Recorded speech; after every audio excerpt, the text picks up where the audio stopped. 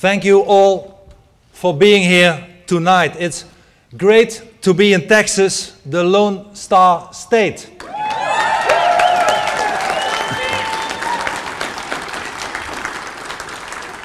The one star in the Texan flag represents all the free Western world needs today. Defiance, pride, and independence. Thank you, Texas.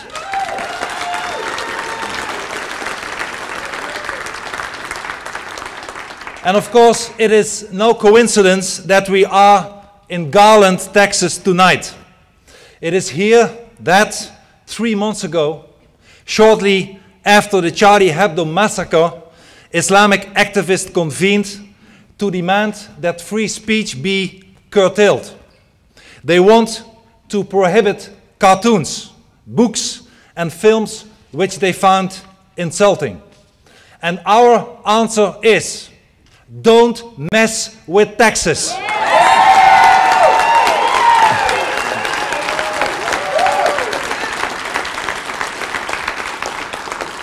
Don't mess with the Free West and don't mess with our freedom of speech.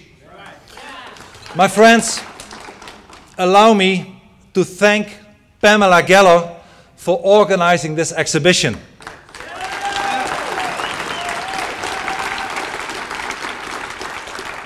Pamela is an extraordinary woman. I only have a few heroes in my life, but Pamela is certainly one of them. Let us give her a big applause. Thank you, Pamela.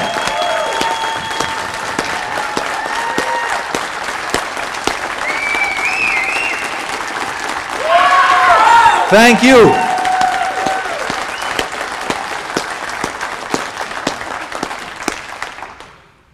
My friends, actually, you are all winners. Everybody present here tonight deserves respect just for being here. The cartoonists, the participants in this Muhammad contest, all did fantastic work.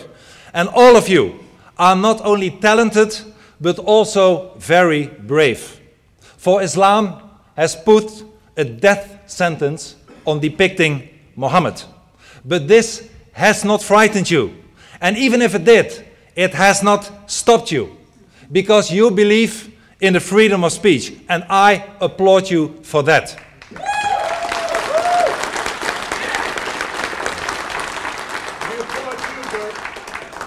Thank you so much.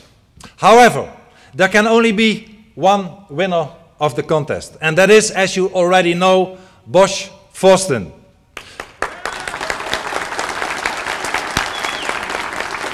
And Bosch knows what he is talking about and what he's cartooning about. Being a former, of in his own words, recovered Muslim. I know the fantastic word of Bosch, who, by the way, also created the anti-Jihad superhero Pigman. I already know him for his work for many years, and I want to congratulate him, not only for his brave and excellent work, but also for winning the contest today. Congratulations, Bosch. Your statement, my statement, the statement of every single person present in this room here tonight is very clear. We will never allow barbarism. We will never allow Islam to rob us of our freedom of speech. Never.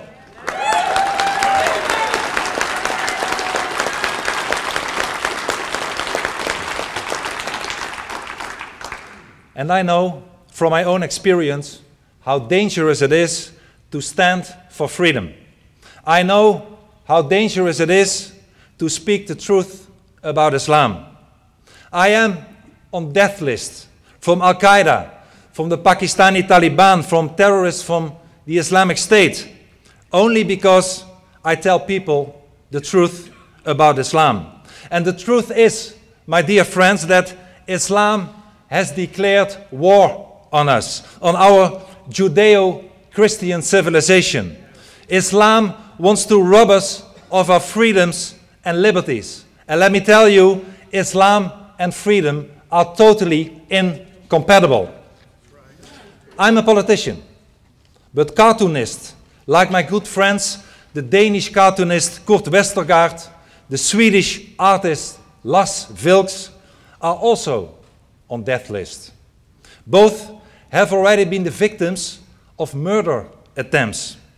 And another man on this Al-Qaeda list was the cartoonist Charb, editor of the French magazine Charlie Hebdo. And as we all know, he and 9 of his colleagues were murdered last January in Paris by followers of the religion of hate. According to Sharia law, they were all guilty of the same crime. The crime of depicting Muhammad, the crime of defaming the so-called Prophet of Islam, a crime punishable by death by the religion of death. And in order to show them that we will not have Islam dictate the law, we are here with an exhibition of Muhammad cartoons. We are here in defiance of Islam. We are here to defend our rights and stand for freedom of speech. That is our duty today.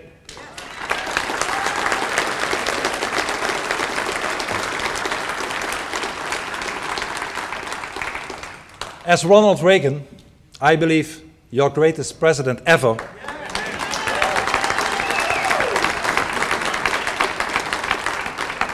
as Ronald Reagan said, freedom is never more than 1 generation away from extinction. We didn't pass it to our children in the bloodstream. It must be fought for, protected, and handed on for them to do the same. And I am happy that nobody died while watching these cartoons. And this proves that, unlike jihadis, cartoons do not kill people. Cartoons do not kill jihadis, but jihadis kill cartoonists. And that is a huge difference which we should never forget. My friends, Huntington was wrong. It is not a clash between civilization, it's a clash between a civilization and pure barbarism. That is what we are dealing with.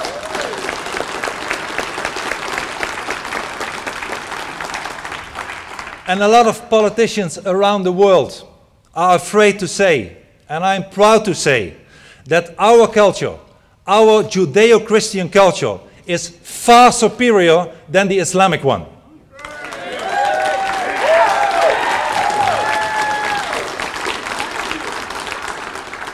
I can give you 1,000,000 reasons, but here is an important one.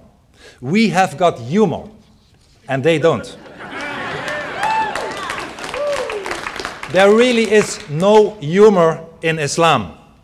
And in 1979, Ayatollah Khomeini devoted an entire radio broadcast to this topic. Allah did not create man so that he could have fun, the Ayatollah said. There are no jokes in Islam, he said on the radio address. There is no humor and no fun in Islam.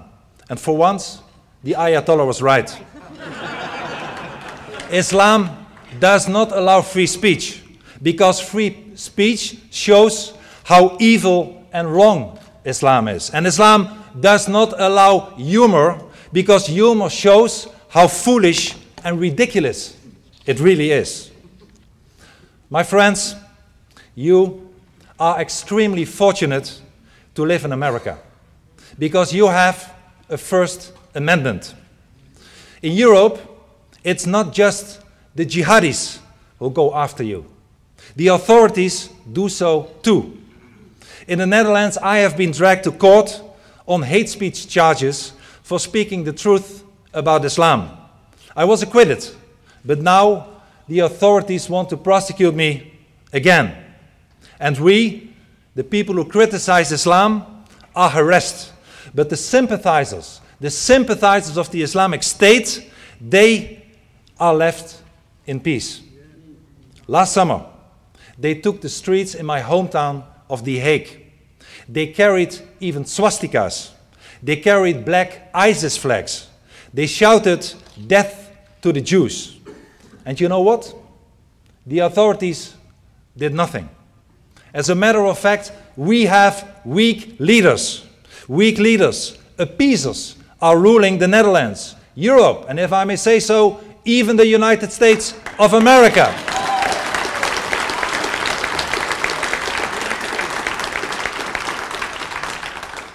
And we have to turn the tide. And we will turn the tide. New leadership is what we need to defend our freedom of speech and resist the ongoing Islamization of the West. Today, many of our Western leaders want us to shut up. When we tell the truth about Islam, they call it Islamophobia. When cartoonists make drawings of Muhammad, they are accused of provoking people. A few years ago, in my country, the Netherlands, the police even raided a house of a cartoonist. And in his address to the United Nations in 2012, your own President Obama said, and I quote, the future must not belong to those who slander the Prophet of Islam. But we say the future must not belong to the Islam. Do you hear it, Mr. Obama? We say no to Islam.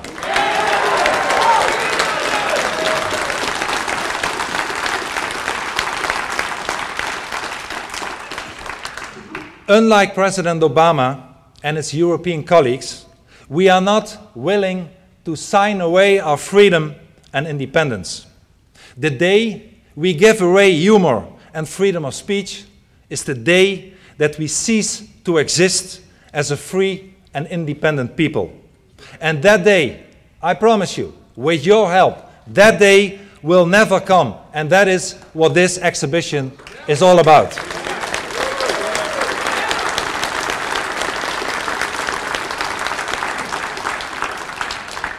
From here, we send a clear message to President Obama and all his colleagues.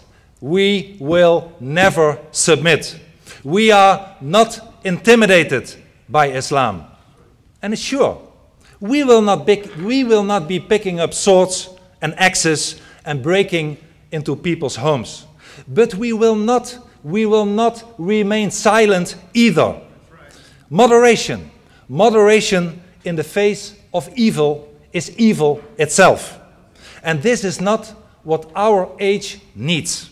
We must uncap our pens. We must speak words of truth.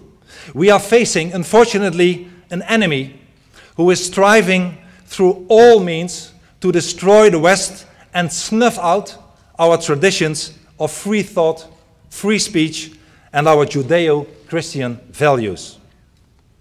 And my friends, make no mistake. If we fail, we will be enslaved.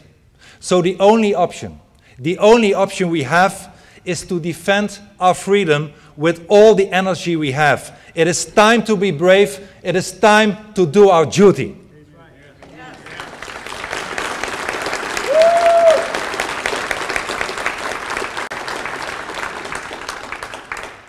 So instead of giving in to fear and adopt the Islamic taboo on depicting Muhammad, I propose that we draw another conclusion.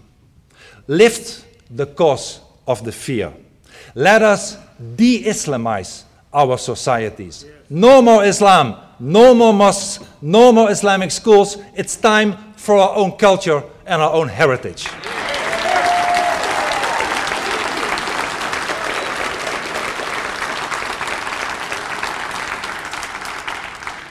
Let us liberate ourselves from this tyranny. And that's another good reason why we are having this exhibition here today. Depicting Muhammad is an act of liberation. And let us hold similar exhibitions all over the world. From Canada to Australia to Europe. We need a Pamela Geller everywhere in the world.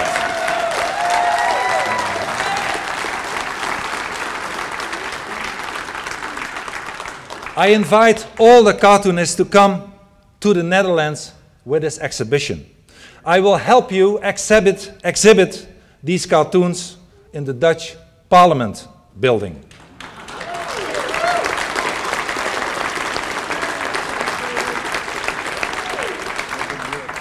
For we have to signal that we will never, never allow Islam to restrict our freedom. And we have to show them that we will never bow in the direction of Mecca. My friends, I'm not saying that there are no moderate Muslims. Fortunately, there are Muslims who do not live according to the Islamic commands. But there is no moderate Islam. Not all Muslims are terrorists. Not all Muslims are terrorists. But most terrorists are Muslims today. And that is why we say, the less Islam, the better. My friends, the Islamic creed obliges 1.5 billion people around the world to take Muhammad as their example.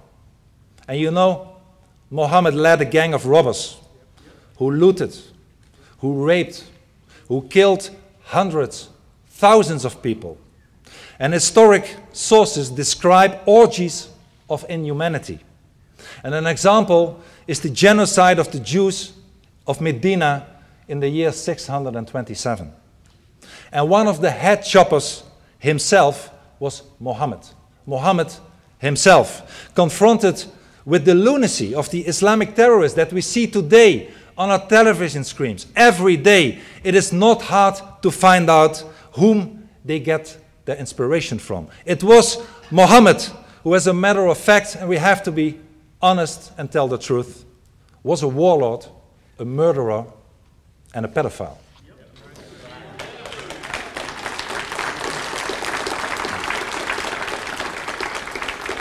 My friends, there is no turning back once one has become a Muslim. For even though Article 18 of the Universal Declaration of Human Rights states that every person has the right to change his religion of belief, in Islam there is only the death penalty for leaving the faith. So let us expose Muhammad. Let us show the world what Islam truly is. Let us support Muslims like Bosch, who wish to leave Islam and liberate themselves from the fear.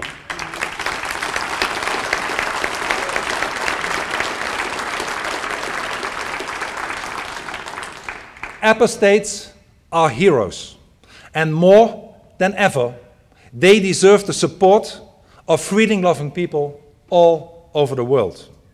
Muhammad fought and terrorized people with the sword. Today, here in Garland, we fight Muhammad and his followers with the pen. And the pen, the drawings, will prove mightier than the sword.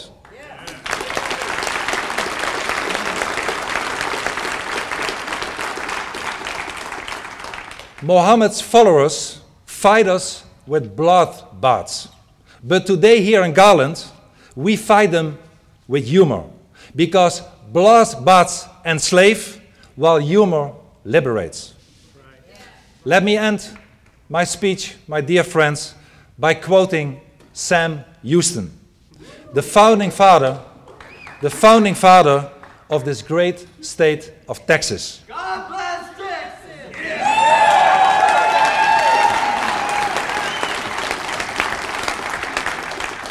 Sam Houston said, Texas has yet to learn submission to any oppression, come from what source it may.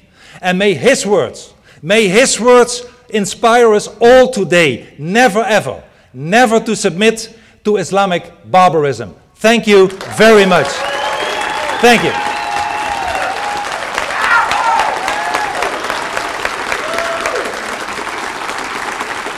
Thank you so much.